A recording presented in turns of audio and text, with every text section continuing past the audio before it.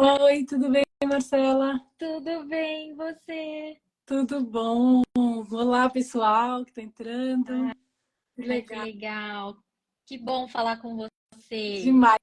A gente se fala já faz um tempo, né? Mas é sempre no No Instagram. Instagram. Verdade. Nunca ao vivo, assim, né? Que Verdade, até live é um ao vivo, né? Não deixa de ser.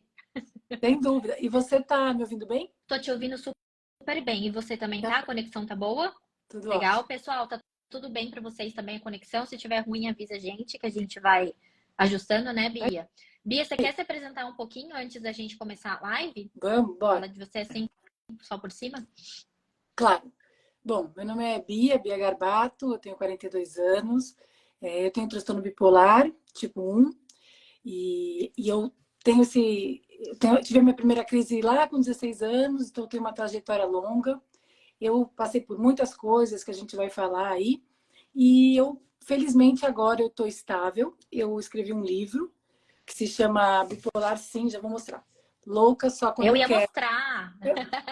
Então, é só a introdução. Vamos E mostrar de novo no final. vamos, claro. Não, eu só falei do livro porque esse momento eu estou aqui agora porque eu estou falando, eu conto a minha história no livro e eu estou falando muito disso, que é um movimento de acolher as pessoas através da identificação, que foi muito ao contrário do que eu já tive na minha história, né? Sim, E ao mesmo tempo sim. também é uma coisa extremamente terapêutica a gente falar do que a gente passou. É isso. Com certeza, Bia. Que legal, perfeito. Gente, bom, a Bia se apresentou para quem está no meu Instagram, né? Quem não conhecia a Bia, eu vou me apresentar bem rapidinho. Eu sou Marcela, eu sou psicóloga, neuropsicóloga e tenho transtorno bipolar tipo 2, para quem não sabe, tá? E hoje a nossa live não é para falar de termos muito técnicos, então a gente não vai falar de transtorno bipolar, tecnologias e tudo que se tem hoje. A gente vai fazer um bate-papo bem legal, eu e a Bia, sobre as nossas experiências, tá bom? Vai ser isso que nós vamos fazer. Bia, você quer me falar então há quantos anos que você tem o diagnóstico? Você falou Então, de. como eu te falei, com 16 anos eu tive minha primeira crise lá na escola, Tá. que foi uma crise de ansiedade, um episódio de pânico. E Aham. aí se seguiu por uma depressão. E por muito tempo eu fui diagnosticada com a depressão unipolar, né? Bipolar. Porque, primeiro que no começo eu acho que era mais depressão. Depois eu comecei a ter hipomanias que se confundiam com a minha personalidade. Então, assim, Perfeito. super animada, bem incansável, sai, extrovertida e tal. Não que eu não seja, mas aí começou a ficar uma coisa meio misturada. Às vezes Uhum. eu ficava, assim, eu acho que eu trabalhava demais, saía demais. Eu acho que eu passava um pouquinho do ponto, mas não identificava os momentos de depressão, que foram ficando cada vez mais graves. Então eu fui, até os 31 anos eu tinha o diagnóstico de depressão e era tratada para isso. Mas era Tá. uma coisa que não era tão efetiva. Como você sabe, ter um transtorno bipolar, só o antidepressivo não é o mais indicado, né? Uhum. E aí, Uhum. quando eu estava com 31 anos, depois de eu ter tido uma depressão pós-parto, assim, horrível, acho que a pior depressão que eu tive, uma situação terrível, porque com um filho, bebê, Uhum. Uhum. então foi muito difícil. E aí o psiquiatra ele me deu muito antidepressivo, ele foi somando, foi Nossa, levantando doses, e aí eu tive uma virada assim para a mania grave, grave. porque foi aí que eu fui diagnosticada bipolar e tipo 1, porque eu tive essa mania muito, muito marcante, e aí sim, fui diagnosticada com transtorno bipolar. Então, isso fazem 12 anos que eu tenho o 12 diagnóstico anos. bipolar e que eu Então, sou sintoma... tratada para. então, seus sintomas você percebe desde os 16, mas o diagnóstico mesmo oficial veio há 12 anos. Exatamente. Não, olha Muito, só, muitos anos com o diagnóstico errado. Né? muitos anos. E a maioria também é assim, né, Bia? No meu caso foi a mesma coisa. Eu tinha episódios depressivos quando eu estava na minha adolescência, muitos episódios depressivos, e sempre também diagnosticada com depressão unipolar. E dentro dessas depressões unipolares eram sempre justificativas de questões ambientais. Então, você está numa fase difícil da tua vida. Eu passava muito bullying na escola, então os psiquiatras falavam, é em função disso, então a gente vai fazer um tratamento que vai te ajudar e vai resolver. E eram as crises depressivas já do transtorno bipolar, que com certeza o ambiente piorava, né, a situação. Ele não era só ele ali, mas piorava a situação. E aí eu também fui muito tempo tratada com antidepressivos. Eu não cheguei a fazer virada maníaca, porque eu sou tipo 2, né? Mas eu cheguei a entrar em hipomania várias e várias vezes por causa desses antidepressivos. E eu só fui ter o meu diagnóstico lá em 2018. Que aí sim eu passei por um psiquiatra e fechou mesmo. Mas desde lá já foi depressão unipolar, foi TDAH, foi assim, vários diagnósticos diferentes. Eu também, bom, eu tive vários também. Além do síndrome do pânico, de ansiedade e tudo, teve burnout, porque não exatamente que eu tive burnout, mas assim, eu trabalhava em agência de publicidade. Tá. É um ambiente que era a minha formação, eu gostava tudo, mas é um ambiente que não favorece alguém que tem Sim. transtorno bipolar, porque uma jornada longa, entra na madrugada, essa noite a gente vai virar, uma coisa super frenética. Então, Genética. o que acontecia é que eu acho que eu ia, e de repente eu deprimia. Então, assim, a cada 1, 2 anos eu trocava de emprego. Então, era assim, me esgotou, teve um burnout. Mas, assim, tem Uhum. muito mais coisa envolvida, né? E eu me lembro, Perfeito. além de ter, assim, essa coisa que você falou de questões emocionais, da história da pessoa, eu tinha muito isso. Não, isso é emocional, isso é Uhum. psicossomático.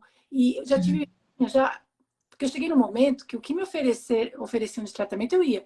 Eu não sei o quê, uma cirurgia espiritual, lá não sei aonde, eu ia. Então, aí eu recebia vários comentários, assim, olha, isso daí é um encosto, isso aí é uma coisa de um passado mal resolvido. Então, eu já passei Por por, tudo, por várias né? possibilidades até chegar no Uhum. diagnóstico. E tem sempre alguém para dizer qualquer coisa nessa linha, né? A falta de Deus, você precisa rever a sua vida, né? Tem tantas coisas que a gente escuta e é muito mais do que isso, né, Bia? E assim, na sua família, tem já pessoas com diagnóstico ou não? Assim, você sabe que parece que tem, mas nunca foi.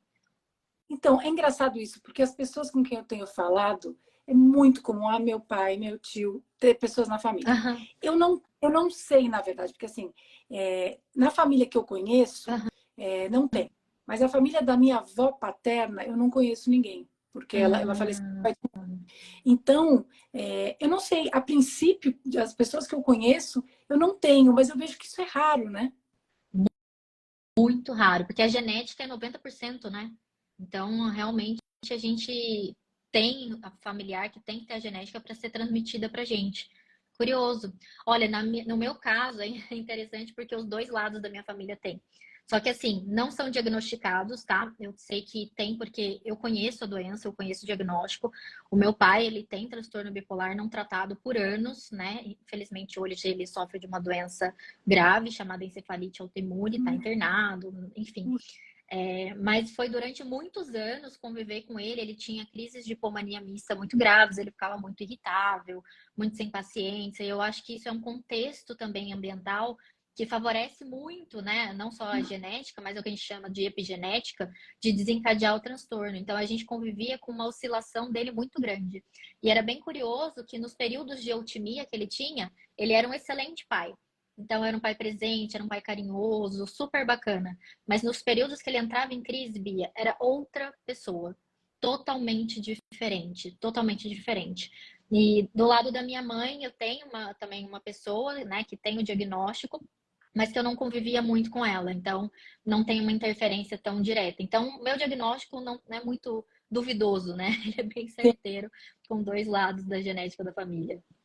Bom, mas você disse que seu pai não era diagnosticado. Não era, mas absolutamente certeza que o meu pai tem o diagnóstico. Sem sombra de dúvida. Sim. Sem sombra de dúvida. E como é que foi assim receber o diagnóstico para você? Você aceitou numa boa? Foi difícil? Houve uma negação? Não? Então, eu também vejo que nesse caso eu sou atípica, porque eu sofri tantos anos, principalmente com as depressões, que quando veio um diagnóstico, eu falei, opa, então, de repente chegamos lá, eu vou ter um tratamento adequado, será que eu vou me livrar desse inferno? Então, veio para mim uma questão de alívio. Na verdade, eu tive uma situação ali do diagnóstico que foi um pouco complexa, que no psiquiatra que estava me tratando para depressão pós-parto, dando Uhum. antidepressivo, quando eu virei, a gente foi lá, eu e minha mãe. E Tá. ele deu o diagnóstico de psicose maníaco-depressiva. que é o nome antigo, né? Sim, sim, sim. Bom, isso daí é uma bomba total. Você sai de lá, peraí, maníaco? Eu sou maníaco o quê? Do parque? Maníaco, mania de verde? Que história é essa? Sim, E o aí que que é? ficou, sabe? Então, a gente ficou, assim, no escuro, né? Nesse momento assustado. Uhum. Aí depois, meu pai me levou a uma outra psiquiatra para pegar uma segunda opinião e ela falou, não, ela tem transtorno bipolar. E explicou o que que era. Aí, nesse momento, me veio um alívio, porque ela falou, não, agora a gente vai tratar ela corretamente. Agora, é engraçado que eu vejo muitas pessoas que não aceitam, porque tem muito estigma mesmo. Mas a Tem. minha família, geralmente a família quer fazer uma intervenção, quer que a pessoa se trate. No meu caso, a minha família demorou para aceitar. Ah, Então, olha só. eu, por exemplo, eu me lembro que eu estava bem ruim, tomando muito remédio, e não conseguia acordar, acordava na hora do almoço. E a minha Uhum. família funcionando para arrumar um emprego. E eu falava, gente, eu estou em depressão, tenho transtorno bipolar. Ou se não, você não está tomando remédio demais? Você está com mania de remédio. Então, assim, eu não, como é que fala? Eu não condeno eles, porque se eu já não sabia o que estava acontecendo comigo, muito menos eles, assim, uma coisa bem assustadora, fora do controle de todo mundo, né? Sim, Então, sim. existia uma ligação de esperar de mim um comportamento normal, enquanto que eu não tinha para dar naquele momento, né? Eu estava realmente desequilibrada. Sim, com toda certeza. E é interessante que é uma dificuldade muito grande esse processo de aceitação, né, Bia? Porque, assim, para mim também eu sou bem atípica nesse sentido, porque tinha uma pessoa da minha família, né, no caso a minha irmã, ela estava passando por muitas dificuldades na vida dela, e eu comecei a estudar um pouco para entender o que que poderia ser para ajudá-la. E aí eu suspeitei dessa hipótese do transtorno bipolar, e aí eu fui conversar com ela para ela passar no médico psiquiatra para dar uma avaliada. E foi aí quando veio o diagnóstico dela. E aí nós começamos a acompanhar, ajudá-la, começou o processo psicoterapêutico, tudo mais. Tá ótimo, uma graça. E aí, através desse processo, eu comecei a repensar sobre mim. Então, na verdade, quando eu fui no psiquiatra, eu já fui falando para ele que eu achava que eu tinha transtorno bipolar. Então, já foi um processo diferente. Então, quando eu cheguei nele e ele perguntou por que que eu achava que eu tinha um transtorno bipolar, eu já comecei a descrever o que eu sentia, né, e o que que eu percebia dentro de mim. E evidentemente que ele foi questionando outras coisas em base também. E ele falou: "Marcela, você já veio assim, né? Pronta. Então assim, você já sabe o que você tem". Para mim não foi assim ruim de acertar. Igual você falou, para mim foi como se fosse assim, nossa, graças a Deus, porque eu tô há tantos anos tendo essas depressões ininterruptas que não passam, que não passam, que não passam, e é horrível, né? Fora não só as depressões puras, acho que a gente vai falar um pouco mais disso, mas os estágios mistos de humor, que são assim, horríveis, Pior. horríveis. Pior de todos. Então eu estava já sofrendo muito durante muito tempo, achando que era uma depressão refratária, né? Então eu estava com um monte de antidepressivo e eu nunca melhorava, ou então eu tinha uma melhora potencial e depois aquilo não melhorava mais. Aí os médicos diziam: não, esse remédio não está mais funcionando para você, vamos trocar e vamos colocar um outro tipo de antidepressivo. E ficava nisso, né? Então foi um processo assim bem amplo dentro até o meu diagnóstico vir e eu aceitar assim tranquilamente. E depois disso foi quando eu resolvi inclusive começar a fazer o Instagram, porque eu falei, gente, para mim, né, eu acho que foi uma coisa assim tão sofrida passar por esses anos todos, assim como você falou, e eu acho que talvez você fale um pouco mais sobre isso também agora, que eu resolvi falar sobre isso para outras pessoas, porque é possível a gente estabilizar, é possível a gente ter uma vida, é possível a gente trabalhar, né, Bia? É possível a gente conduzir a nossa vida como pessoas normais, viver em sociedade. Então, eu acho que isso é muito importante para a gente incentivar outras pessoas a não desistirem de se tratar e conseguir ter forças para continuar. Então, eu não sei como é que foi para você se expor assim publicamente, mas para mim eu acho que foi nessa linha de raciocínio. Não, foi a melhor coisa que eu fiz na minha vida foi esse movimento de me expor, sabe? As pessoas me Uhum. perguntam como você está lidando. Assim, me surpreendeu extremamente positivamente, assim, porque Uhum. isso, eu passei anos também numa situação que eu conheci uma pessoa, eu falava no máximo que eu tinha depressão e Uhum. escondia ali o transtorno bipolar na bolsa.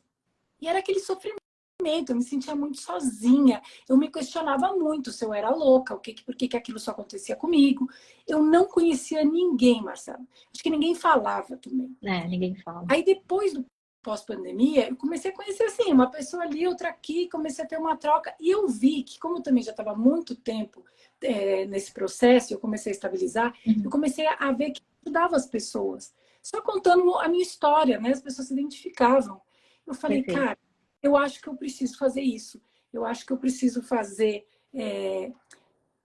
esse momento de me expor Uhum. para dar para as pessoas o que eu não tive. E ao mesmo Exatamente. tempo, com essas pessoas, eu comecei a ter esse acolhimento que eu nunca tive. Comecei a ter essa companhia.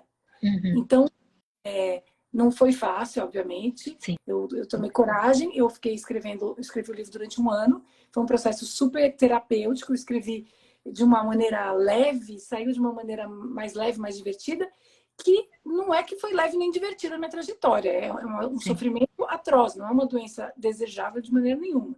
Não. Mas eu quero trazer essa leveza de que é isso, é possível. A gente não é loucura, sabe? Faz parte de uma doença, né? Não é que a gente tem esses comportamentos do nada. Tem uma justificativa. Exatamente, exatamente. E você falou até da questão da sua família, né? Mas assim, o seu marido, ele conseguiu te apoiar nesse momento ou ele teve dificuldade? Porque assim, aqui, pelo menos para mim, a minha família nuclear, né? Minha irmã, minha mãe, meu pai doente não processa mais nada, mas meu marido, enfim, foram pessoas assim que me ajudaram muito nesse processo, super me apoiaram, estavam sempre do meu lado, falavam, filha, o que você precisar, ou amor, o que você precisar, eu tô aqui. Então, eu acho que isso, quando a gente tem uma rede de apoio boa, né, Bia, faz toda a diferença. Não sei como é que foi para você isso também. Não, assim, é incrível como faz a diferença. Assim. O meu marido, eu tive bastante sorte, porque o meu marido ele já teve depressão, então, assim, ele já compreendia e que isso Legal. fez diferença, porque, assim, uma pessoa que nunca teve contato, realmente, ela não sabe o que está passando dentro da pessoa. É uma coisa Não. muito, muito própria, né? Uhum. O meu marido, ele me apoiou, hoje a minha família também compreendeu, é uma rede de apoio importante, mas eu já tive vários conflitos com meu marido, enquanto eu não estava. Sim, Então, quando assim, não estava bem. da irritabilidade, as coisas dos gastos. Aí, por exemplo, ele ficou responsável por me dar um medicamento para eu dormir, quando eu estava em Tá. mania, um antipsicótico. Uhum. Eu não queria. Que pessoa em hipomania ou mania quer dormir na Quer vida? dormir. É aquela coisa Exatamente. maravilhosa. Então, Quer né, aproveitar. que aproveitar. Então, a gente brigava porque eu não queria dormir. Eu gastava, eu tive. Bom, são esses episódios, assim. Então, eu tinha uma obsessão com a casa. Então, eu comprei sofá, mesa, TV. Bom, eu enchi a casa de coisas. E o meu marido falava que 4 horas da manhã ele era acordado por mim empurrando o móvel, porque eu ficava redecorando a casa. A Aquelas coisas que casa. a gente tem, uma Sim, obsessão sim, na gente, sim. né? E aí vinha as contas e brigava. Assim, eu tive uma vez, a gente está muito bem, eu sou uma pessoa calma, ele também. Mas teve uma vez, até nunca falei isso porque é difícil de falar, mas eu taquei um copo em cima dele e o copo Uhum. foi na parede. Na parede. É aquelas coisas que depois que passa a gente se arrepende Se loucamente, mas arrepende. naquele momento foi um impulso incontrolável de uma atitude física.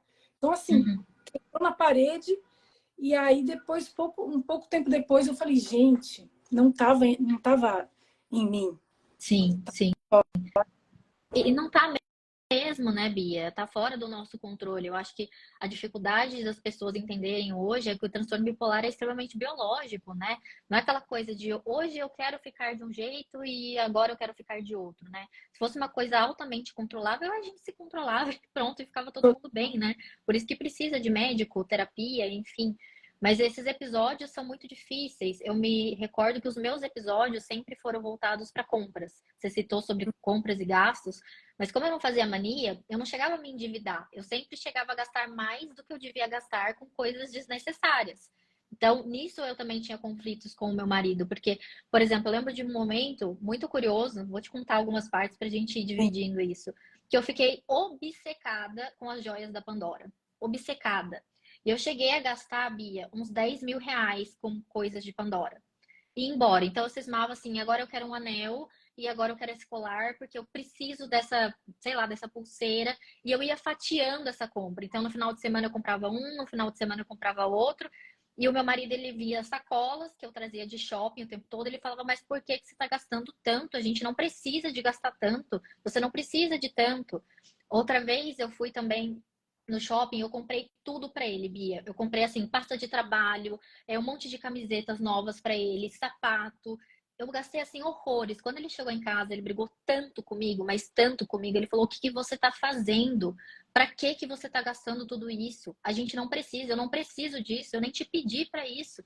Então a gente tinha brigas por causa dessas questões das compras, porque ele ficava sem entender o que estava acontecendo comigo, né? E como que ele poderia fazer para frear isso, para parar com isso. Então essa questão das compras era muito difícil.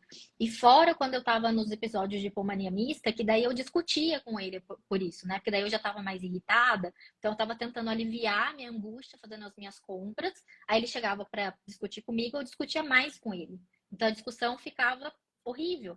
A gente teve brigas muito fortes, teve inclusive, você falou do copo, eu tive uma briga com ele tão forte que eu cheguei a pegar a aliança e botar na mesa. Eu falei, chega, acabou. E era eu que estava doente, não era ele. Ele não estava fazendo nada de errado. Então, assim, a gente entra nos episódios que a pessoa, assim, não tem o que ela fazer. Ela fica ali, tipo, tá, e agora, né? O que que eu faço diante dessa situação? Como é que a gente controla? Não é assim? Total. E essa coisa das compras, que é uma característica, pelo visto, minha e sua, é um impulso incontrolável. Assim, Incontrolável. às vezes a gente tem até consciência de que está exagerando, mas assim, é um prazer relacionado àquele momento O ato da compra. que, que é incontrolável mesmo. Aí, ainda tem a questão hoje da internet, que você está lá livre, é só clicar. Sim, é dopaminérgico, né? É Aquela dopamina. bomba de dopamina na cabeça. Então, é uma coisa que pode fazer um estrago grande, né? Sim, sim. E você tinha algumas outras questões dentro da mania ou da hipomania? Por exemplo, eu quando entrava naquele modo de atividade direcionada ao objetivo, que a gente chamava do hiperfoco, para mim era sempre trabalho. Era sempre trabalho, Bia. Então eu queria ficar acordada até de madrugada, estudando e vendo material e vendo livros. Daí misturava às vezes aqueles momentos de comprar livros. Aí eu comprava centenas de livros e alguns eu lia pela metade, outros eu nem lia. Então, o meu foco durante esses episódios era sempre livro. Tanto que quando eu lembro da minha primeira terapeuta, quando eu fiz a terapia a primeira vez, eu fiz uma terapia online com ela falou assim: Nossa, quanto livro você tem? E eu falei: eu tenho o hábito de ler muito. Então, era muito assim, é só rindo, né? Dentro das coisas que a gente passa para entender o sofrimento que é. Então, assim, eu tinha esses hábitos de atividade direcionada e eu acho que era bem sempre focada a trabalho e trabalhar de madrugada, estudar de madrugada. Não sei se você tinha alguma coisa de hiperfoco assim também.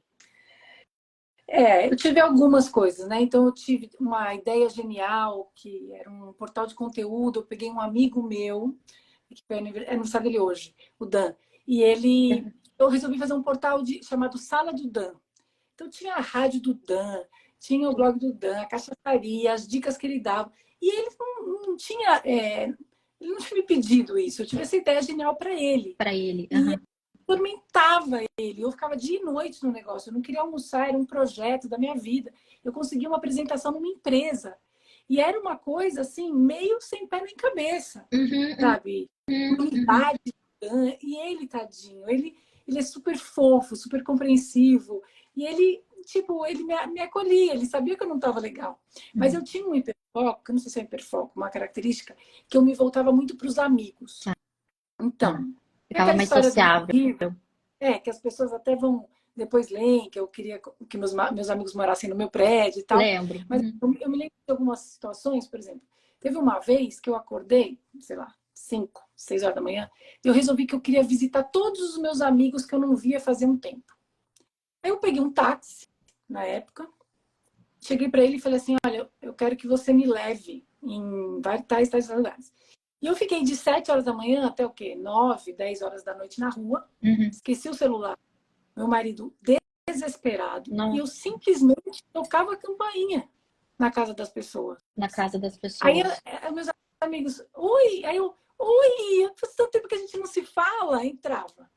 E aí fui fazendo isso o dia inteiro, sabe? Aí eu cheguei, meu marido queria me matar viva. E tinha vezes também que eu... Bom, quando eu estou em depressão, eu não consigo nem ouvir a voz das pessoas. Eu tenho uma fobia social, assim, absoluta. Que a gente já Sim, fala. Mas eu é, também tinha isso, de pegar o telefone e ficar ligando um atrás do um outro, atrás do mania. outro. Eu não sei que história é essa que eu acho que uma antítese da fobia social, na mania, eu tinha essa socialização, assim, que eu precisava Sim, das pessoas, sabe? sim. Eu acho que dentro da hipomania eu tinha em níveis diferentes dos seus, que era, né, um pouco mais intenso, eu também tinha. Eu tinha uma facilidade muito maior de socializar, porque a minha característica não é extrovertida, é introvertida. Então, eu desde criancinha sempre fui uma criança mais quietinha, introvertida, mais na minha, com dificuldade de fazer amizades. Então, eu não era uma criança naturalmente extrovertida. Então, quando eu entrava em hipomania, isso tudo mudava completamente. Eu achava um máximo, né? Porque falei, nossa, agora eu consigo socializar, então tá tudo bem, porque eu tô ótima, a autoestima fica boa. Então você puxa assunto com todo mundo, você consegue interagir com todo mundo. Então a hipomania pra mim era, nossa, de repente eu estou bem, né? Porque como eu vivi em depressão, eu não sabia que hipomania era um quadro ruim. Eu achava que era o meu estar bem. Então era o momento que eu mais curtia estar, porque eu conseguia fazer minhas coisas, eu conseguia trabalhar, eu conseguia interagir mais, eu era a pessoa mais querida pro meu namorado antes, né, do marido agora, mas pro meu namorado na época, né? Então, tudo isso era muito bom para mim. Era um nível tão sutil, mas era tão positivo para mim, que eu falava, nossa, agora eu tô bem, agora esse remédio tá funcionando para mim, agora eu tô fazendo um tratamento correto. Mas eu ficava do mesmo jeito que você, sociável, eu queria entrar em contato com os amigos e fazer parcerias de trabalho e muitas coisas aconteciam nesse processo. Então a hipomania pura trazia muito disso para mim, mas de nem tudo que é doce se vive, né, Bia? Eu acho que tem. As pessoas não entendem que, apesar da gente se sentir, às vezes, bem, entre aspas, com a hipomania, o dano que a gente tem no nosso cérebro é imenso, é um perigo muito grande. Inclusive, quanto mais tempo a gente fica sem tratamento, pior esse cérebro vai ficando ao longo do tempo, né, Bia? Então, eu acho que isso é um ponto da gente dizer. E até perguntaram pra gente um pouco sobre depressão. Agora vamos falar um pouco da depressão e dos estados mistos. Como é que foi as depressões puras que você teve? Então, a depressão bipolar, pelo que eu já estudei, ela é muito física, né? Uhum, Então, eu sempre fiquei com uma letargia absoluta. Foi agravando, como você falou, eu fui tendo crises, não fui tratando direito, por isso que eu acho que eu cheguei no tipo 1. Porque eram hipomanias atrás de hipomanias, e aí eu acho que agravou demais, anos, né? Então, é uma depressão, assim, extremamente letárgica. Essa fobia social como antítese dessa coisa super sociável da mania, então ela impacta da seguinte forma, por exemplo, eu no WhatsApp eu não consigo ver mensagem de texto, nem de áudio, uhum, então para, dá aquele verdinho ali do WhatsApp, então assim, aí eu em determinados momentos eu entendi. pedia para meu marido olhar tudo, ou minha mãe, porque ligação, assim, é um pânico absoluto. Tocou o telefone, né? Então, Digital. eu me lembro que uma vez eu estava no shopping, acho que a minha mãe meio que falou, não, vamos dar uma saída e tal. E eu vi minha melhor amiga de infância passando no shopping. Eu entrei numa loja e me abaixei Pra não encontrar. para não encontrar, pessoa que eu tenho absoluta intimidade. Então, assim, nas situações mais graves, é uma coisa que quase dói na pele. Sim, Então, não é? É muito dói. esquisito isso, mas é uma coisa que dói. Então, teve essa depressão pós-parto super grave. Eu só deixava entrar no quarto a minha mãe e meu marido. Eu não suportava a voz, porque tem. Depois eu não sei se eu li na sua página que Essa tem essa sensibilidade. idade auditiva, eu não Tem, sabia. Mas é tem. muito. Há várias Não podia ouvir coisas. barulho, vozes, não poderia, não conseguia ouvir. Então tem esse aspecto para mim, um dos Perfeito. os aspectos. Para você. As minhas depressões, Bia, elas eram mais mistas, né? Não sei se talvez você, conversando comigo, você se identifique. Eram depressões mais angustiantes, eram depressões mais agonizantes. Era aquela depressão um pouco mais agitada, não era aquela que eu ficava mais letárgica, de não querer tomar banho, não escovar os dentes ou não fazer as coisas. Era uma depressão inquietante. E eu lembro de vários e vários episódios, né, em que eu tava com meu marido, em que eu tinha crises e crises de choro, falando para ele que eu queria morrer. Que a única coisa que eu queria era que o mundo acabasse e eu morresse de alguma forma. Eu falei, a única solução para mim é morrer. Eu falava assim para ele. Os pensamentos ficavam ali rodando, rodando, ruminando, ruminando sobre morte o tempo todo. Eu nunca tive ideação ou tentativa de suicídio, mas todos aqueles pensamentos de morte ruminavam na minha cabeça. Então, todos os episódios que eu entrava em depressão mista eram extremamente angustiantes para mim.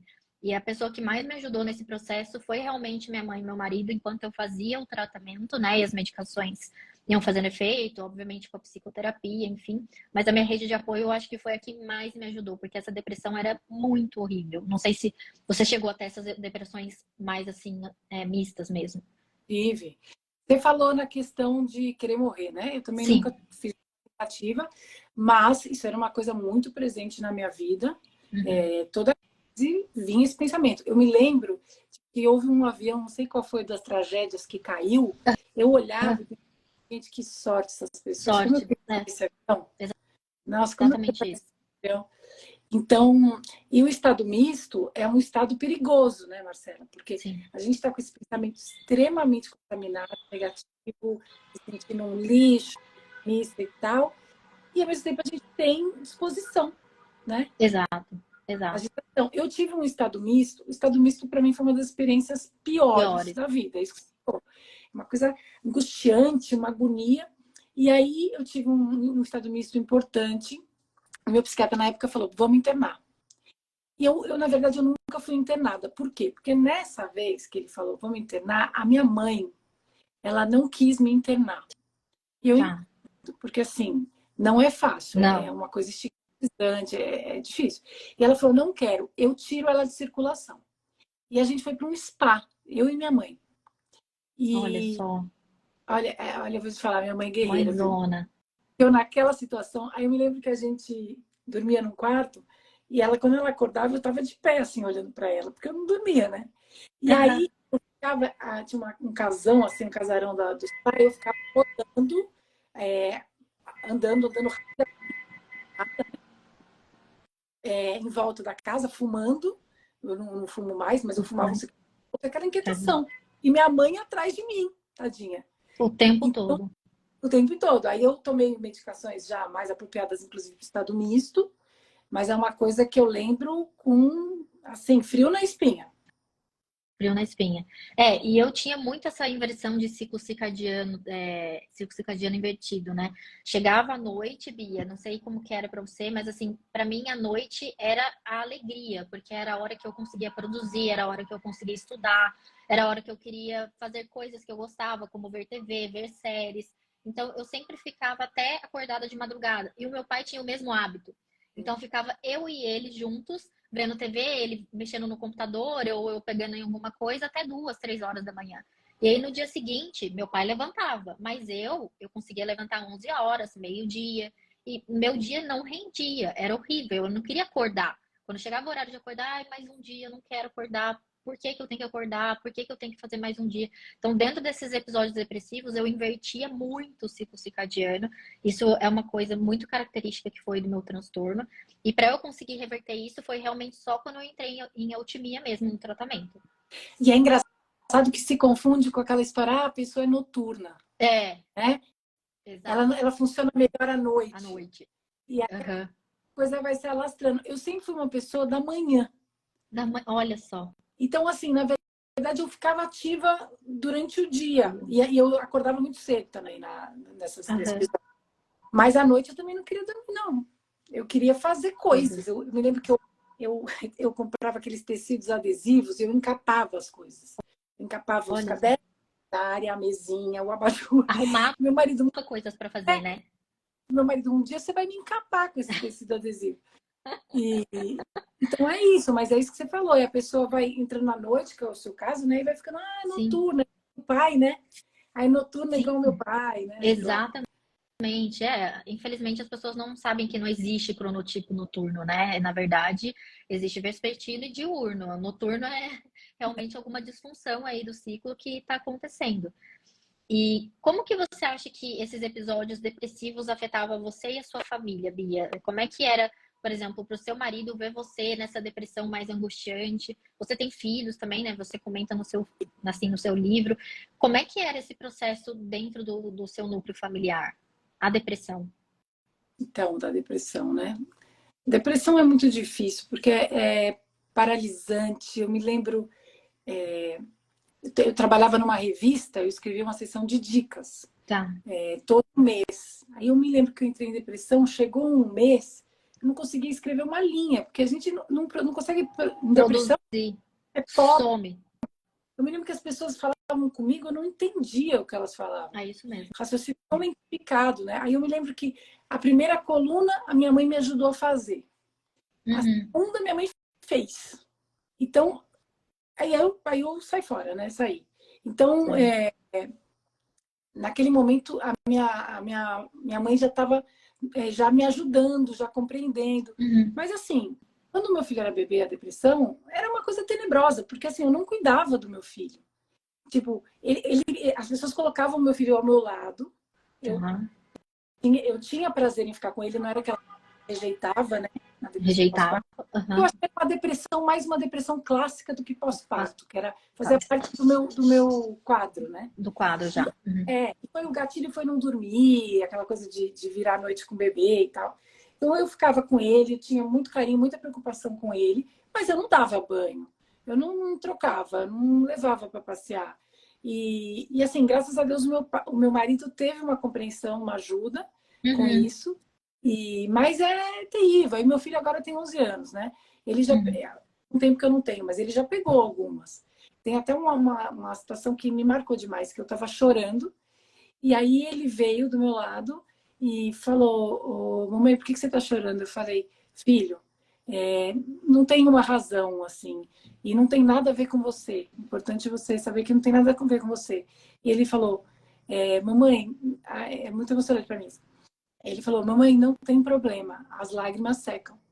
Então, Olha que belezinha. é impressionante como as crianças, a gente tem uma ideia de que elas não vão compreender e elas nos surpreendem. Eu vejo pessoas que falam assim: o meu porto seguro é a minha filha de 12 anos, sabe? Eu acho que é Sim, uma carga pesada para uma criança, mas assim, eu nunca sim. joguei carga nele. A vida dele, sempre mantive a estabilidade da vida dele. Mas eles têm condição de compreender algumas coisas. Sim. Eu acho que é difícil, né, Bia, quando a gente passa, você falou sobre esse movimento do teu filho e relação com tudo que aconteceu com seu marido, a história do copo, eu acho que a gente lidar com a culpa depois de tudo que acontece é muito difícil, né? Porque, assim, a gente vê o estrago que aconteceu e o sentimento que isso provoca na gente quando a gente vem a consciência do que a gente está fazendo, do que está vivendo, porque enquanto você não tem muita consciência do transtorno, né, até você se psicoeducar suficientemente, você tá minimamente remetida, né, num básico assim, você começa a processar as coisas e aí você, por exemplo, num impulso, no meu caso, vamos falar de uma hipomania mista mais leve, eu tinha impulsos às vezes de dar uma resposta mais atravessada para o meu marido ou para minha mãe, que são as pessoas que mais convivem comigo aqui na minha cidade, e eu parava 5 minutos depois, eu falava, desculpa, não tem a ver com você, eu que não tô bem hoje. Então, às vezes eu conseguia fazer esses pequenos movimentos de dar retorno para eles, porque eles perguntavam, mas o que eu fiz, né? Eu não fiz nada de errado. Eu falo, não fez mesmo, eu só não tô bem hoje, me deixa. Eu falava assim. E isso é muito difícil, né? Porque você sabe que você tá num estado alterado de humor, que você não tá conseguindo controlar isso e aquela culpabilidade muito grande, né? Então, eu acho que culpa e arrependimento vem no pacote do transtorno Bem, bipolar, não é? Porque eu também acho. várias coisas que a gente não estava raciocinando direito. Então, a gente Exato. culpa, todas essas situações com meu filho, essas brigas homéricas com meu marido, enfim. Então, eu acho que assim, vale culpa e arrependimento, ele vem junto, essa Bem bipolar. Eu junto. vejo pessoas falando assim para mim: eu tenho muita vergonha de tudo que eu fiz, Sim, muita vergonha. E aí eu falo assim, uma coisa que a gente tem que aprender, e eu acho que eu aprendi isso na terapia, é a se perdoar. Principalmente quando a gente exatamente. raciocina que, na verdade, não foi parte do nosso caráter ou da nossa personalidade Exato. da forma. Foi fruto da doença, foi a doença falando. Exato. Então, eu acho que quando a gente Exatamente. reconhece isso, olha, e separa, isso é doença, isso fui eu, isso é Uhum. personalidade, a gente tem que se perdoar mesmo para poder seguir em frente. Exatamente. Bia. E entender que o cérebro adoece como qualquer outro órgão adoece, né? A pessoa que tem diabetes também está adoecida, a pessoa que tem câncer está adoecida. São várias partes do corpo que podem adoecer por inúmeros motivos. Em transtorno bipolar, por exemplo, vamos parar para pensar que ninguém escolhe ter, né? Ninguém escolhe ter câncer, ninguém escolhe ter diabetes. Então aquilo nos acomete de certa forma. E a partir do momento que nos acomete, acho que o primeiro passo da gente trabalhar, e aí eu acho que a terapia ajuda muito a gente, é a gente aceitar que esse transtorno existe na nossa vida e lembrar que aceitar não é concordar, né? Você não tá feliz que você tem. Aceitar é que você tá constatando um fato. O transtorno bipolar existe em mim, né? E o que que eu vou fazer com relação a isso? Eu vou trabalhar isso para eu ficar bem ou eu vou ficar renegando para que aquilo piore e a minha vida nunca melhore? O que que eu vou fazer com essa informação, né? Então, eu acho que isso é o primeiro passo para a gente conseguir trabalhar com o transtorno. É, E essa questão de culpa é exatamente o que você falou. Então, como o cérebro está doente, o cérebro está agindo de uma forma doentia, né? Então, se está agindo de forma doentia, está fora do seu controle. Eu sempre explico, Bia, de uma forma mais científica, digamos assim, que a gente tem uma região que chama córtex pré-frontal, que é a regiãozinha da frente da nossa testa. E essa região, ela é responsável por várias coisas super importantes. Controle de impulso, tomada de decisão, nosso senso crítico, que é controle de tomadas de decisões importantes e filtragem do que a gente vai fazer, deixar de fazer, a nossa atenção, a nossa memória. Então, tem muitas funções importantes. Agora, pensa no transtorno bipolar, que essas funções estão rebaixadas. Elas não estão funcionando bem. Então, você fica mais impulsivo, você fica mais desatento, você toma decisões imprudentes, você tem a sua memória mais desfuncionalizada, você não opera muito bem, você não evoca muito bem as coisas. Então, isso é biológico, né? Então, não é a sua culpa de que você está fazendo essas coisas. Isso daí é o seu cérebro adoecido que está fazendo você fazer movimentos que você não deveria fazer. sem dúvida, essa impulsividade é uma loucura. Você até me escreveu a respeito da tatuagem que eu fiz impulsivamente, né? Isso, Então, é isso. o clássico, assim, você toma uma decisão no impulso completo e aí você convive o resto da vida com a tatuagem horrível. Ah, deixa eu ver. Eram os Beatles, era para ser Os os Beatles. Beatles. Para mim, me lembra o Fat Family, porque são uns bonequinhos Os gordinhos. bonequinhos. E assim, eu passei na frente do estúdio de tatuagem e falei, quero fazer uma tatuagem. Meu marido, desde quando? Eu falei, faz muito tempo, fazia 30 segundos. Aí eu o É assim mesmo. tatuador lá, o tatuador, ele estava bebendo o dia inteiro, já era à noite. Então eu acho que ele estava bêbado, ele fez uma tatuagem horrorosa. Aí eu cheguei em casa, olhei e falei, tá horrível. Por que que você me deixou fazer essa Deixa eu fazer. tatuagem? Fui brigar com o cara. E aí hoje eu fiquei por muito tempo sofrendo depois, tipo, aquelas coisas que se arrepende, para que eu vou fazer. Mas hoje ela virou história.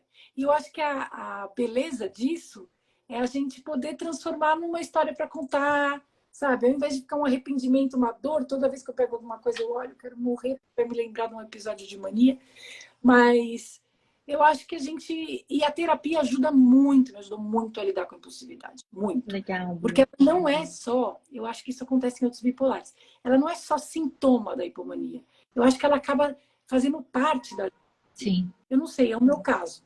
E aí, na terapia, eu aprendi que quando vem uma emoção alta, uma raiva, uma ansiedade, você acha que é uma injustiça, a gente tem que não fazer nada. Eu aprendi isso.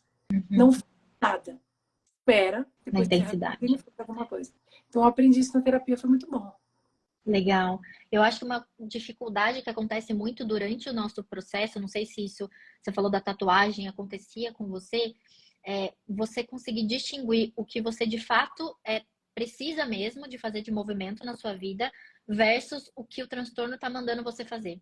Então, por exemplo, quando eu tinha as minhas questões de compra, tem coisas que você de fato precisa comprar na sua vida. Você precisa comprar o seu alimento, às vezes você está precisando comprar uma ferramenta de trabalho. Isso sim vai acontecer. Só que a questão é você distinguir quando você realmente precisava fazer isso versus quando era a sua hipomania dizendo para você fazer. Então, assim como você falou da sua tatuagem, eu me lembro assim de várias coisas e brigas assim com a minha mãe ou com meu marido, de quando eu tava com eles e falava assim: "Não, agora eu preciso comprar um notebook porque o meu notebook não tá bom". Aí o meu marido ficava falando para mim: "Você tem certeza que você precisa comprar um notebook? Você não tá em hipomania ainda, amor?". E ele ficava assim, aí eu ficava pé da vida com ele. Eu falava: "O que você acha que eu tô em hipomania? Eu tô falando que eu tô precisando do computador, porque o computador é algo importante". E era isso muito difícil, porque eu, dentro de mim, eu ficava numa luta de duvidar se eu estava em hipomania ou se realmente eu estava precisando daquilo mesmo. Então, eu entrava num conflito que às vezes nem era para estar no conflito. Outras questões também se eu fosse comprar uma roupa, né? Então eu tava com a minha mãe passeando um dia, eu falei, nossa, mãe, tô precisando comprar uma blusa pra mim. A minha mãe sempre falava, filha, mas leva uma. Por que que você vai levar três? Você precisa levar Né? três? Então era sempre uma briga por. São pequenas coisas, assim, que eu acho que era uma dificuldade de você conseguir separar o que era o fato, a necessidade, versus o que era o impulso, né? Não sei se isso acontecia com você também. Não, você falou uma coisa que é muito irritante, não é uma irritação de mania, é as pessoas começarem a achar que tudo que você faz é fruto da sua bipolaridade, Sim, né? é muito Então, isso é difícil. muito difícil. É isso, você fala assim, estou precisando de um computador, mas será que isso não é mania? Sim, Então, e aí fica como se a bipolaridade definisse a gente. E sim, não é o caso, sim, né? Porque eu cheguei em um momento que eu já não sabia muito bem qual era a minha, né? Eu não sim. sabia se eu A era gente passa por caseira, isso. solteira, né? Porque você vai se perdendo na Você vai se coisa. Cada hora você perdendo. tem um jeito. Eu sou sociável ou eu sou uma pessoa que gosta de ficar em casa sozinha? Sim, Mas, mas quando a gente estabiliza, a gente começa aos poucos a se conhecer, né? exato. E uma coisa que eu acho é o seguinte, não é fácil, porque Não. não é aquele prazer da mania. A vida real, ela é dura, Sim, né? Ela tem altos e baixos. Então você fala, putz, mas estava tão bom ali. Mas aí você tem a vida real e aí você vai vendo que tem vantagens, como, por exemplo, se comprometer com alguma coisa, com sim. uma viagem, com um trabalho, com um prazo. Porque eu não sei você, mas assim, não tinha condição de eu me comprometer com alguma coisa. Eu não sabia como eu ia estar daqui Tá. uns Exatamente. anos, né? Sim, era viver instável, né? Acho que não sei como é que era no seu trabalho, como que você fazia, Bia? Como é que você lidava com essas instabilidades? Então, tive vários tipos de trabalho, né? Minha agência era Tá. emprego, e aí é isso que eu falei, eu ia a toda, depois eu deprimia, e assim íamos, e Uhum, fui trocando de emprego. Aí depois eu montei uma produtora de som com meu marido, que eu já estava uhum, bem, e aí fiquei, sei lá, 2 anos e meio, aí tive uma depressão horrorosa, saí. uhum. Então, a minha história é isso, em termos de carreira, eu não construí nada linear. Linear. Na verdade, eu conquistei algumas coisas, porque eu também, quando eu melhorava o primeiro raio de sol, eu já arrumava outro emprego e já Já ia. saía. Ou não, eu queria aproveitar aquele momento entre as depressões, né? Uhum, E depois eu virei freelancer. Então, eu fazia textos para empresas, para marcas e tudo mais. E é isso, teve várias vezes que eu não conseguia entregar. E pagar. aí, assim, é um constrangimento, porque É a gente se horrível. compromete com uma pessoa. Aí eu já cheguei a acontecer isso, sei lá, umas 2 vezes, de eu entregar o trabalho no meio, pedir desculpa e não cobrar. E assim, uma vergonha horrorosa, mas assim, deprimir não tinha o que fazer. Não tinha Sim, o que fazer. Eles ficavam numa dificuldade assim, absurda. Tipo, sei lá, fazer um texto para uma marca era mais fácil ir para a Lua do que conseguir fazer. Então teve esse sim. impacto do não comprometimento, a não linearidade na construção de uma carreira. Tanto que Uhum, aconteceu é que em determinado momento eu parei de trabalhar mesmo. tá. E eu vejo que acontece com muitas pessoas. Elas perguntam, mas como é que você consegue trabalhar? Porque chegou um momento que é isso. Eu falei, para quê que eu vou ficar aí me comprometendo? Aí eu dou um puta gás, eu tenho que jogar tudo no lixo, recomeçar, não sei o que, parei. E aí eu fiquei um tempo parada, meu filho ficou de saco cheio, porque eu ficava em cima dele. Ele falou, mamãe, você pode voltar a trabalhar? Porque Tá difícil. eu sou péssima de casa, eu não cozinho, eu não faço nada. Aí eu fiquei um tempo sem trabalhar e foi aí que surgiu a ideia de escrever, que era meu grande sonho. E eu Olha peguei e só. falei, quer saber? Para quem não tem nada, metade eu dobro. Eu não tenho nada. Perfeito. Então, vou ter... E aí foi aí que começou a minha trajetória com a escrita. Logo Olha que eu que interessante. comecei, né, com o livro. Um livro. Que legal. E você falou que a terapia te ajudou bastante, assim, você teve vários processos terapêuticos ou você passou numa psicóloga que já te ajudou, já conseguiu pegar esse trabalho? Como é que foi? Então, eu faço terapia desde os 16 anos, né? Eu tenho 42. Eu É sou igual praticamente eu. nada, né? E assim, eu já fiz todas as linhas. Eu sou uma apaixonada por psicologia, por terapia, eu Que estudo legal. por conta própria, mas eu gosto mesmo do trabalho terapêutico no consultório, eu aprendi demais. Tem uma história também que eu só vou dar um spoilerzinho rápido, um teaser, na verdade, Claro. que no livro eu falo de uma época que eu tinha 3 terapeutas em 3 linhas diferentes, Uhum. né? Sim, e aquilo para mim foi o máximo, deu super certo. É claro que não foi sustentável, né? Então hoje Sim. eu tenho uma terapia só. Mas o que eu aprendi muito foi lidar com meus pensamentos.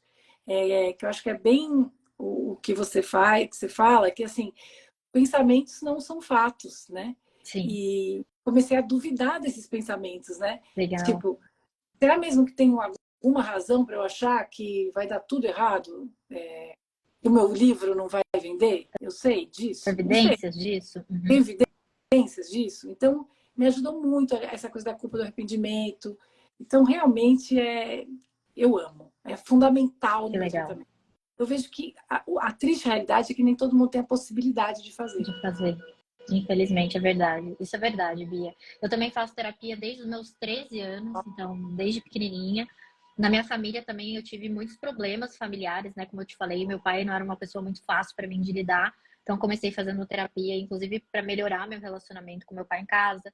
Depois, eu fiz terapia por causa dos processos que eu passei de bullying na escola, na faculdade. Então, eu fui entrando por motivos diferentes, para daí depois, quando eu tive o diagnóstico de transtorno bipolar, fazer uma terapia focada nisso, né? Então foram objetivos diferentes ao longo dos anos, mas depois, no momento que eu tive o diagnóstico, aí foi para isso.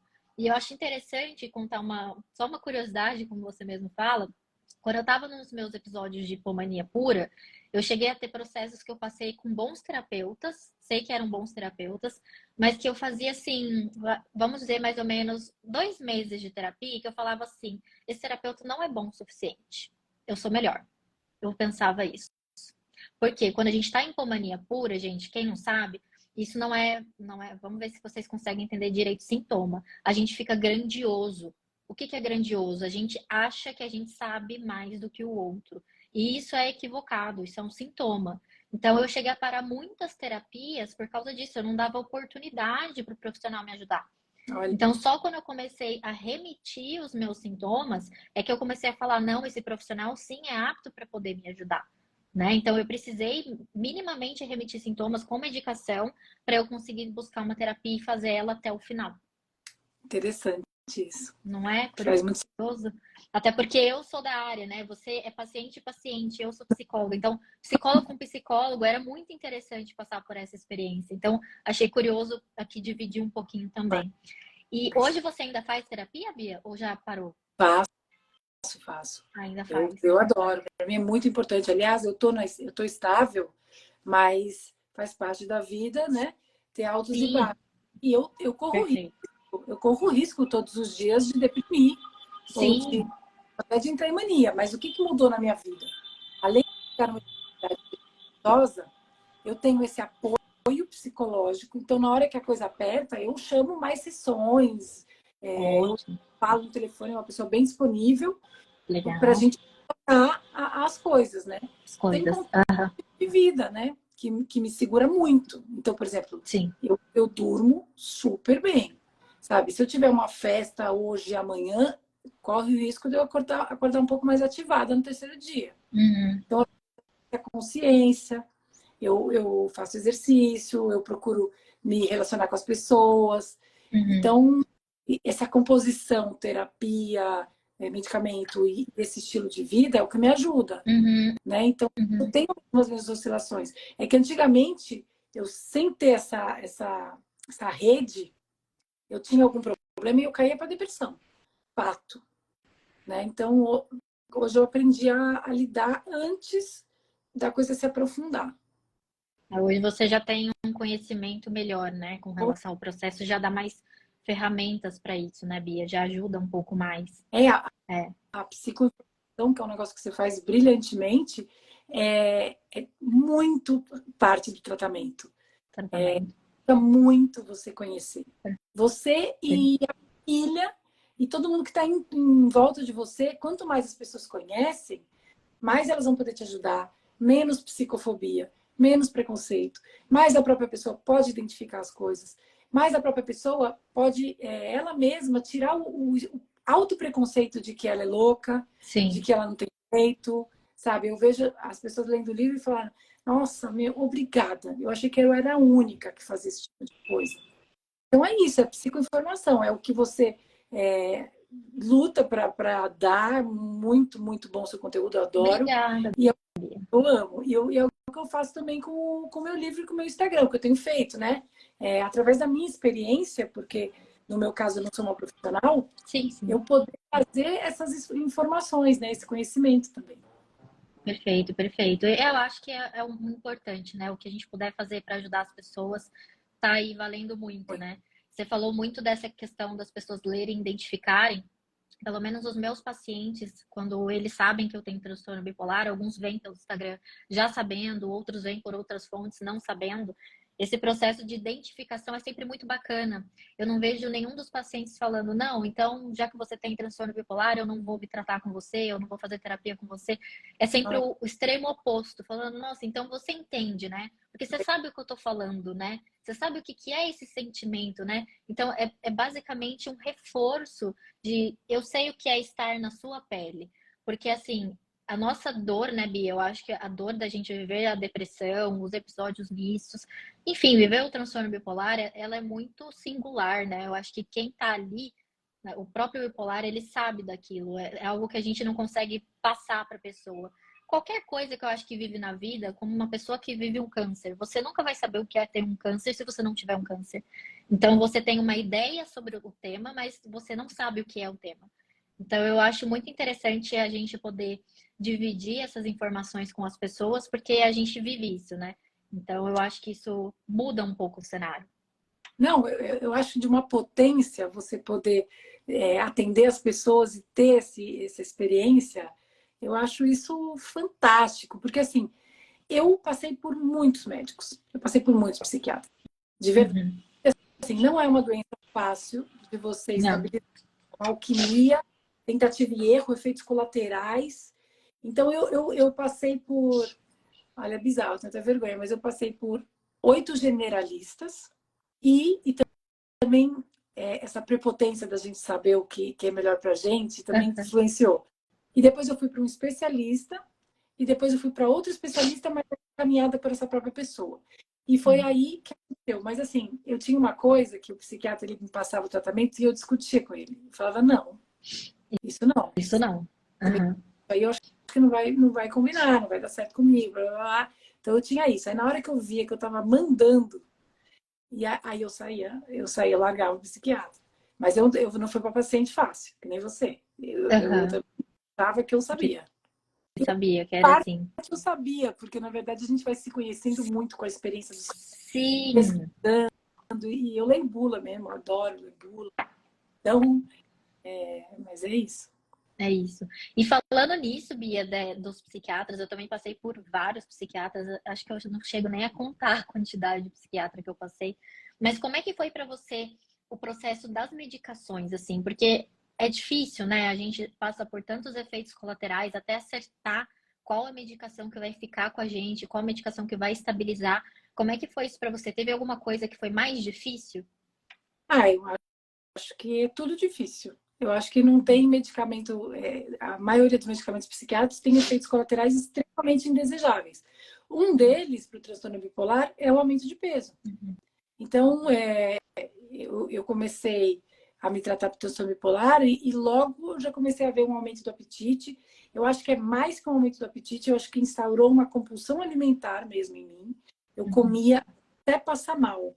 Era tipo um impulso de compras, assim, era um impulso de comer, De comer. não tinha saciedade, não tinha nada. E aí eu fui engordando, engordando, engordando, cheguei a 100 quilos. Nossa, De efeito colateral do medicamento. Olha que difícil, né? Então as muito pessoas me perguntam, difícil. nossa, eu tô engordando muito, o que eu faço?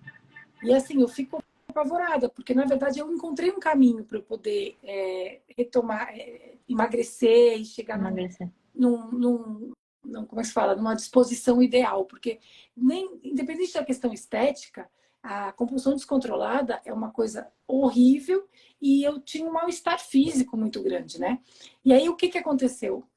Eu entrei numa clínica, e depois eu dou um nome para quem quiser, e ela é uma clínica que trata a compulsão alimentar da seguinte forma: é uma nutricionista e terapia em grupo. Olha E que interessante. todos os processos terapêuticos eles funcionam mais para mim, porque eu consigo ter a compreensão, a mudança Uhum. de mindset. Foi isso que aconteceu. As pessoas se apoiando, a identificação das histórias, e eu consegui de fato emagrecer. Eu emagreci 30 quilos. Olha E só. consegui agora, eu tomo remédios ainda que abrem o apetite. Então, o que eu faço? Eu aprendi a controlar, eu tenho que ficar atenta todos os dias, assim, e eu engordo, assim, agora eu engordei um pouco também, perdi um pouco a mão, aí eu volto, assim, vou lidando com isso, porque acho que é uma coisa que a gente tem que lidar, não é uma coisa Lidar. que a gente resolve, Sim, cura de vez. sim, eu concordo. O efeito colateral de algumas medicações são muito difíceis, né? Eu também ganhei peso, eu ganhei 10 quilos também. E também ainda tô na luta de perder um pouco de peso, eu estou igual você, é uma coisa que às vezes flutua, né? Se a gente perde um pouquinho a mão, outra hora a gente volta de novo, porque o metabolismo às vezes pode ficar mais lentificado por algumas medicações, outras podem aumentar o apetite mesmo. Então, assim, tem várias questões. E eu acho que para mim, Bia, além do peso que pegou muito, tem alguns pacientes que questionam também isso, foi queda de cabelo. Eu perdi, assim, chumaços de cabelo. Eu lembro que quando eu comecei a medicação, eu tomei essa medicação por uns 3 anos, e aí até meu psiquiatra resolveu remover, porque eu cheguei a aparecer paciente com câncer. Então, caía, eu lembro de eu lavar o meu cabelo, Bia, saía assim, uma quantidade absurda de cabelo. Então, saía no banho, depois eu escovava, saía um tanto, e eu chorava com o meu cabelo caindo, caindo, caindo, e até hoje ele ainda não voltou, não tenho nada de cabelo mais. Então, eu estou fazendo um tratamento dermatológico super difícil para ver se volta o meu cabelo a nascer, a crescer, mas nunca mais foi o mesmo. Então, eu acho que tem efeitos colaterais que são muito desafiadores para a gente, para tentar estabilizar o transtorno. Você pode ter alguns efeitos, mas assim, a gente precisa tentar para saber qual que vai ser a medicação que vai funcionar e até onde a gente coloca os limites, né, da gente tomar ou não tomar determinada medicação. Isso tem que ser muito conversado com relação ao médico, né? Perfeito. Às vezes eu sinto que alguns médicos acham que, assim, vamos resolver a questão da estabilidade do humor e não dão tanta atenção a esse efeito colateral. Mas, assim, eu não tinha como estar feliz Estar com aquele feliz. resultado. Eu estava muito desconfortável. Então, vira um ciclo. Será que eu estou deprimida por conta desse efeito colateral? Ou será que, sabe? Então, é isso que você falou. Às vezes a gente tem que pôr um limite. Sim. Tipo, essa queda de sua não era sustentável. Sim. Eu tomei esse mesmo medicamento, eu também tive queda. E para mim, eu tive queda, mas eu tenho muito cabelo. Mas para mim, o pior é que ele nascia com frizz, O ressecado. frizz. Ele nascia Aham. muito ruim o cabelo. Eu também tomei um período desse remédio, depois eu parei. Parou. Mas é duro o efeito colateral. Não É é fácil. duro. E acaba que tem para algumas pessoas que tem essa queda, não é tão grave, é uma queda mais leve, e depois volta. O meu caso não voltou. Então eu fiquei esses 2, 3 anos sem voltar, né? Mas era o que estava me deixando estável. E aí o meu médico queria tirar e eu não queria tirar porque eu estava estável. Então eu falei para ele, mas eu tenho medo de tirar e cair tudo de novo, porque eu não queria voltar a ter aquelas crises depressivas, sentir tudo que eu sentia de novo. Então era aquela luta interna de vamos tirar ou não vamos tirar esse remédio, vamos trocar, né? Então, durante muito tempo, eu não falei para ele assim, vamos. E ele falava, Marcela, a gente precisa, porque você vai perder mais cabelo, você não vai ter esse cabelo que você quer e você vai deprimir por causa disso. Então. E aí que entra a questão do ambiente, né? Ele falou assim, a gente tem que tentar outra coisa. Então foi bem bacana porque ele teve paciência comigo, assim, de ir pontuando essas coisas comigo e falar, ó, a gente vai conseguir outro caminho. E aí nós fomos removendo gradualmente essa medicação e ele foi inserindo outra medicação que foi dando tanto resultado quanto essa daí. Então, Ai, que... assim, é, um desafio muito grande, né? Eu acho esse processo. Você tem que ter uma confiança e uma interação com o médico que te acompanha muito grande, né, Bia? Isso. E uma resiliência, né? As É, pessoas falam assim para mim, a minha vontade de desistir. Porque eu tomo remédio, não sei o que, faço acontecer e não estabilizo. Acho que eu nunca mais vou estabilizar.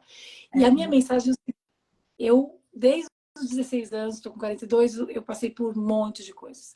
Eu passei, inclusive, por eletrochoque. No livro, quem leu conta essa história, que não é um bicho de sete cabeças, foi um tratamento bom para mim, mas para entender a gravidade da coisa. Assim, no momento que eu era, não, o antidepressivo não fazia mais efeito. E eu estabilizei. Então, assim, quando eu conto, quando eu mostro meu livro, é também para dar essa esperança de que é possível. É difícil, é uma tentativa e erro danada, mas é possível. E, assim, eu e você somos esse exemplo para, de certa forma, inspirar as pessoas a seguirem lutando. É uma luta. sim, Mas eu é acho uma que luta. é possível levar uma vida normal, uma vida boa. Então, assim, quem não está estável, você vai chegar lá.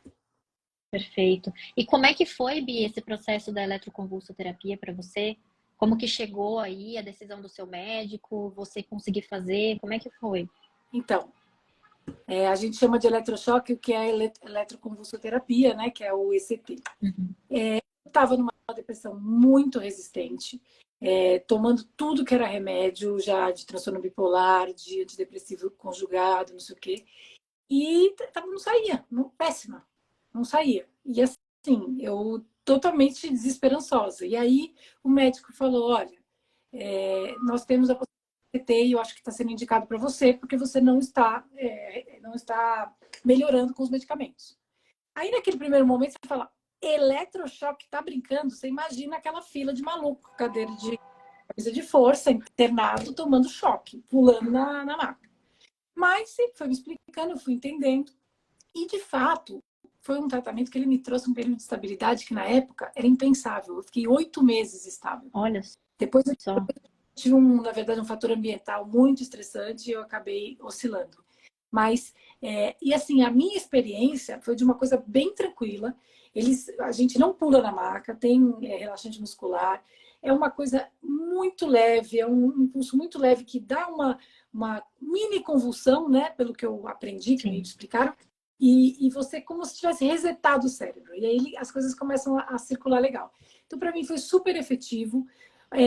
Olha, eu até falo no livro que me lembrou uma endoscopia, porque é uma anestesia que acho que é a mesma da endoscopia, e depois você acorda, se recupera, come um lanchinho e vai para casa. Então, assim, para mim foi muito efetivo. Eu acho que quem tem essa crise resistente, essa depressão resistente, não sei mais outras indicações, quando ouvirem falar disso, não se assustem. É uma coisa que pode ser muito, muito legal, muito boa. Para quem tem essas depressões resistentes, é muito importante a ECT. Ela tem um resultado muito grande. Eu fiz até uma live, acho que a última antes de você foi com o Dr. João Quevedo. E o Dr. João Quevedo, ele é especialista nisso e ele falou muito na live, Bia, sobre a importância da ECT e o quanto ajuda os pacientes que são de fato refratários a tratamento medicamentoso. Então, assim, é realmente a gente tirar o estigma também, né, da ICT e trazer isso como algo que faz parte de um tratamento e que pode ajudar muito as pessoas, né? Eu acho que isso também é importante.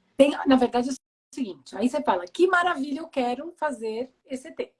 Tem um efeito colateral que é indesejado mesmo, que Sim, é a perda a temporária. memória. Então, assim, não é aquela coisa que você fala, nossa, então tem um preço, volta, Uhum. mas vai aos poucos, vai demorando. Eu tive tanto perda de coisas mais, no passado mais longínquo, assim, trechos, quanto aquela Uhum. meu paciente, como é que eu cheguei aqui e tal.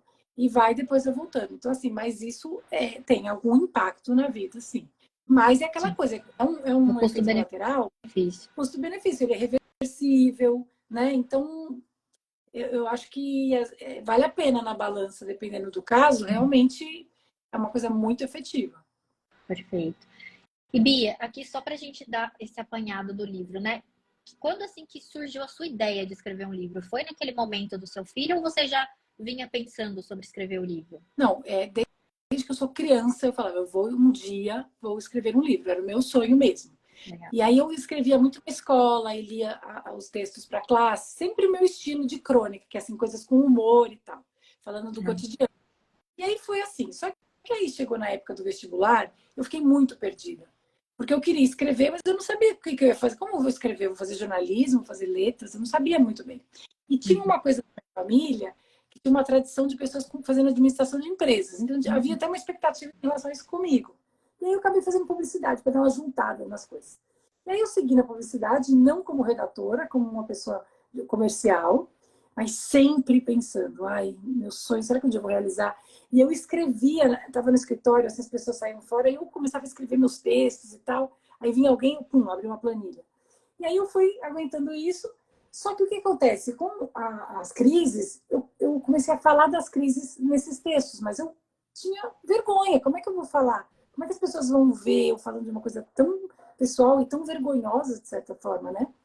E aí só sei que foi naquele momento, foi em 2020, antes da pandemia, que eu falei, quer saber? já estava naquelas que eu falei, do show eu não passo. Eu postei um texto falando da minha depressão no Instagram.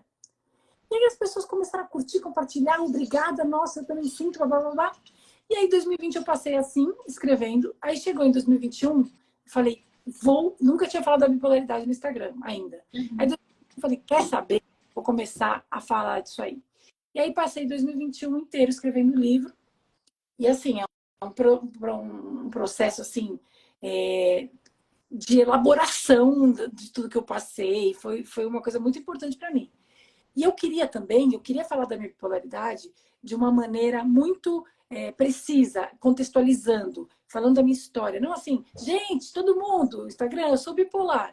Não, queria explicar o que era, para as pessoas, né, entenderem, tirar um pouco do estigma. Então, acho que foi esse trabalho aí que eu me dediquei a fazer, que foi o livro.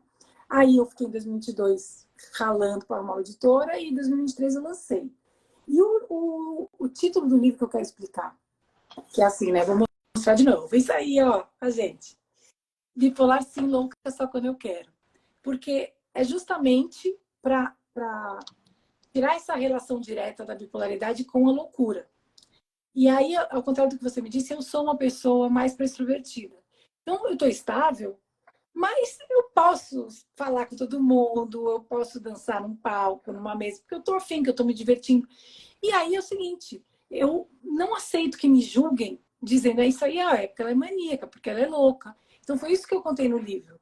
Tipo, não precisamos deixar de ser quem nós somos, não precisamos deixar de eventualmente fazer uma atitude mais espontânea, porque isso não necessariamente é acreditado a doença.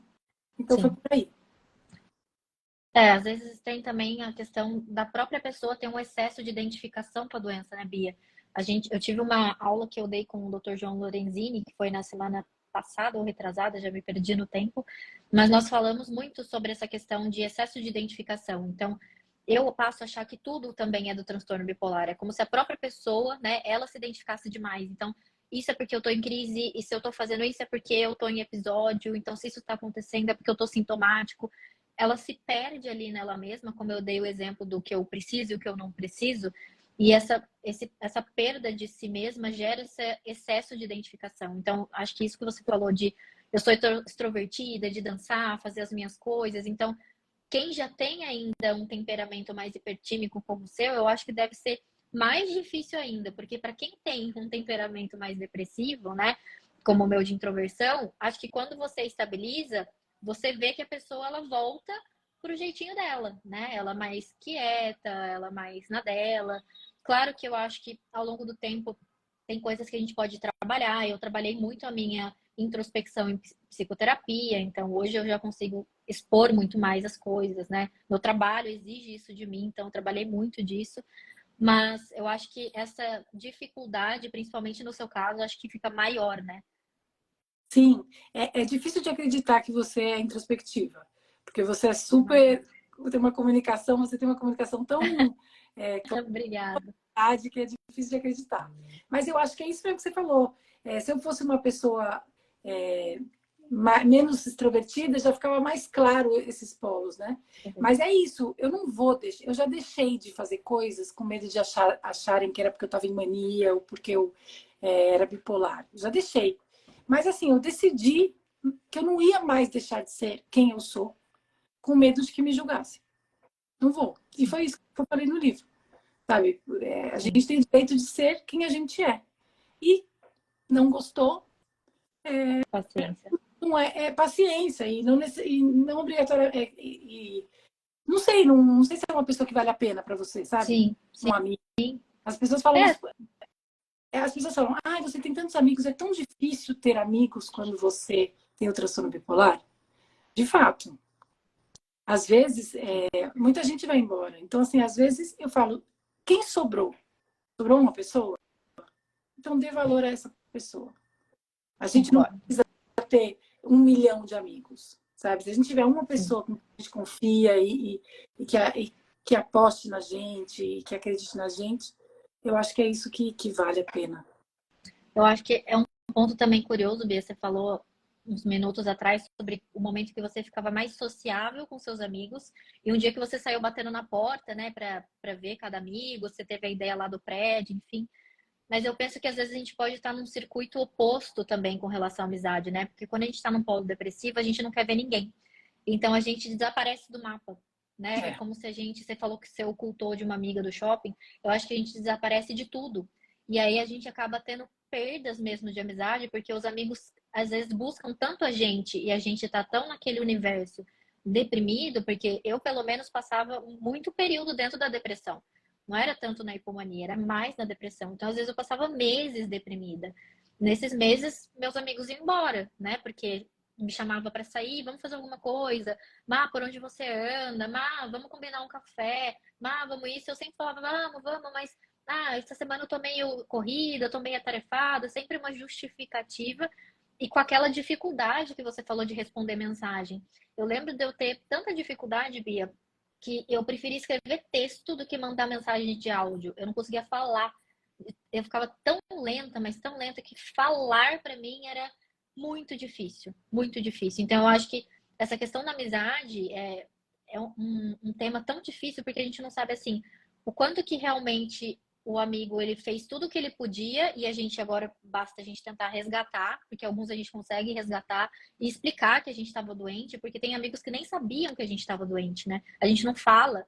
Então, acho que depois que a gente fala que a gente tem uma doença e, olha, sumir naquela época por causa disso, a gente consegue resgatar alguns.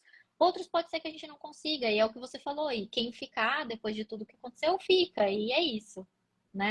você falou uma coisa muito importante, que é o seguinte: às vezes a gente ignora, não sei o quê, depois a gente fica tão constrangido quando a gente está bem, que a gente deixa passar, deixa para lá. Passar.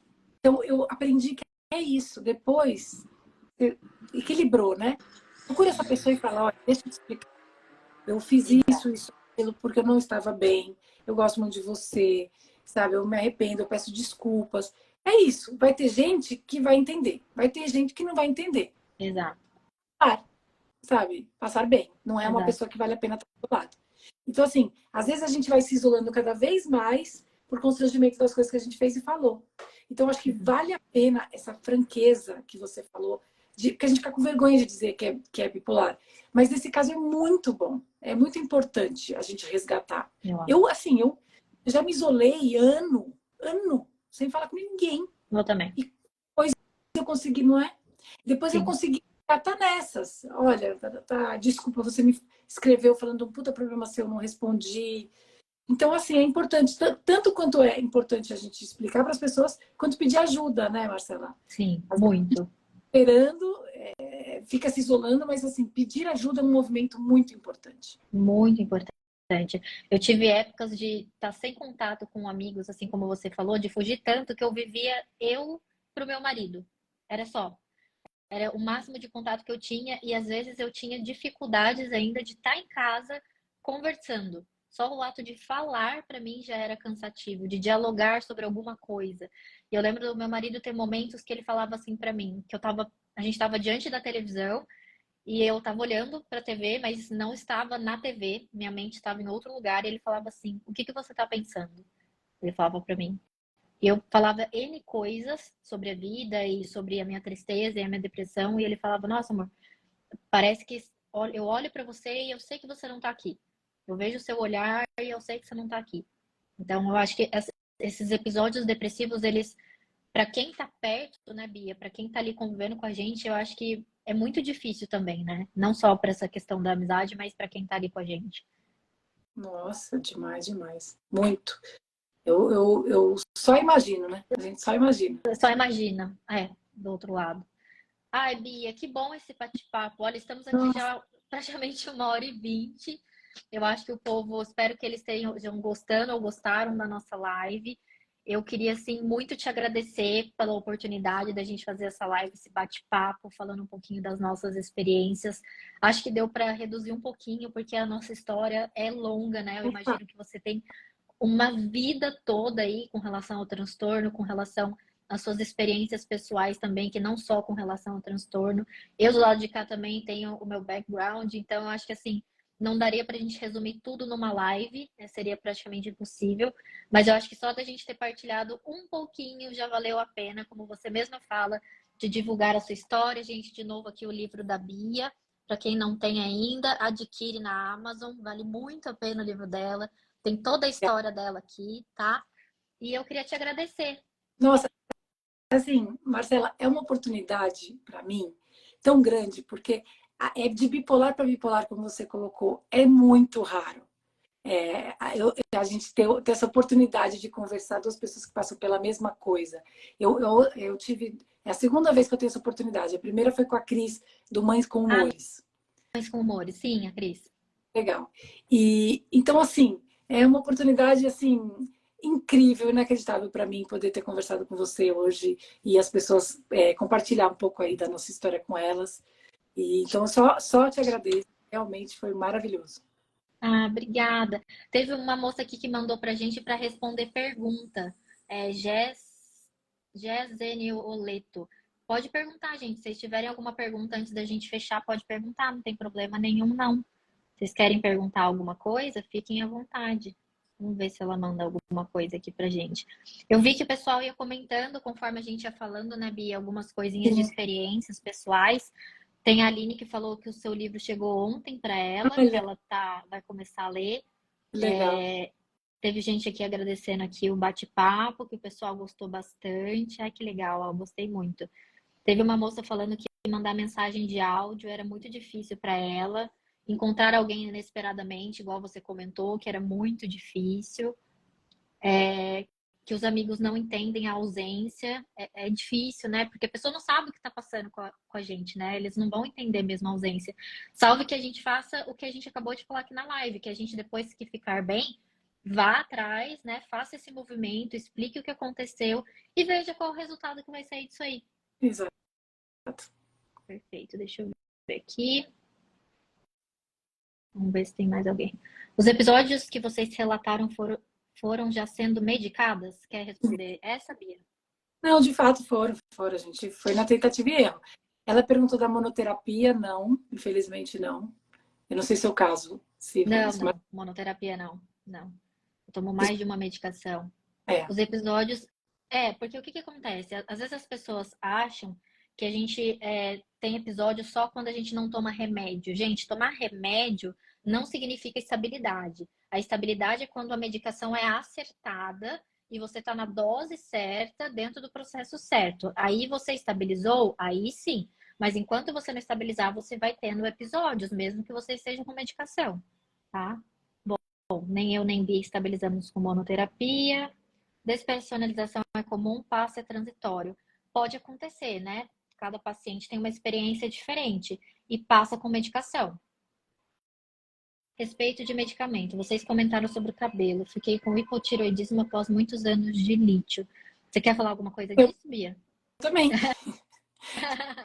Eu tenho hipotireoidismo por conta de lítio. Perfeito. É um efeito lateral Colateral. possível. Possível. Eu tive também. Eu cheguei a tomar lítio, mas não tomo mais. E eu fiquei com hipotireoidismo, que eles chamam de subclínico, né? Eu fiquei com hipotireoidismo e tomo remédio agora para tireoide até hoje. Qual conselho para quem quer abandonar o estabilizador de humor? Quer falar, Bi? Não abandona. Não, Essa ideia não é muito boa, não. Os resultados vão ser bem ruins. O tratamento, gente, é aquela coisa que a gente falou lá no comecinho da live. Primeiro passo para transtorno bipolar é aceitação. Não adianta. Enquanto você nega o que você tem, você não consegue tratar. Você já parou para pensar uma pessoa que recebe o diagnóstico de câncer, ela nega o diagnóstico de câncer? Se ela nega o diagnóstico, ela não vai fazer o que ela precisa, seja cirurgia, seja quimioterapia, seja radioterapia. Quem tem problema com hipoglicemia ou hiperglicemia, que precisa tomar a insulina, né? O pessoal diabético. O que que acontece se não cuidar também? Vai ter problema. Então, vocês é a mesma coisa. Se não tomar as medicações, não fizer o tratamento, vai ter problema. O que mais aqui? Aí, ó, vou comprar seu livro, Bia, Oba, tá vendo? obrigada. Depois me conta. Estou apavorada com a ideia de trocar amanhã, irei à psiquiatra. Ah, espero que dê tudo certo para você. Vai trocando até que você ache alguém. Se você achar ela e você gostar dela e sentir que vai ter aquele vínculo, né, Bia? Porque também, além do psiquiatra ser bom, tem que ter vínculo, né? Isso, importante. Acho que é importante. Paciente bipolar e TDAH é comum na sua prática clínica? Sim, pode acontecer. Pode super acontecer, tá? Gente, mais alguém? Porque Bia tem horário para descanso, tem filho, é mamãe. Vamos responder uma última pergunta se alguém tiver. Se não tiver, eu vou agradecer aqui a Bia novamente. Deixa eu ver, apareceu uma aqui. Aí, ó, Bia, sou tab 1. Quando estou mal, eu escrevo poesia e quero um dia publicar com um livro que nem você. Estou aguardando esse livro, acho uma excelente ideia. E eu Olha que adoro, legal. acho que juntar poesia com a nossa experiência vai ser lindo. Ah, eu também acho, eu também acho. Gente, então é isso. Eu vou deixar a Bia descansar também nesse domingão, que vocês descansem também. De novo, muito obrigada. Bastante gente ficou aqui na live até o final. Aí, ó, estão querendo que a gente faça mais lives. Vamos combinar Prazer a gente fazer nosso. mais lives. Com certeza, foi muito bom. Boa noite para todo mundo. Bia, boa noite para você. Muito obrigada novamente, viu? Bom descanso. E a gente se vê numa É próxima. isso aí. Obrigada a você, obrigada a gente. Realmente, vocês foram maravilhosos, ficaram com a gente quase 1h30. Exatamente. Ah, e uma coisa, a live ficará salva e eu vou partilhar com a Bia para ficar nas duas páginas, tá? Combinadíssimo? Beijão, gente. Bia, beijo, Bela. beijo, beijo de todo mundo. Tchau, Boa noite. tchau.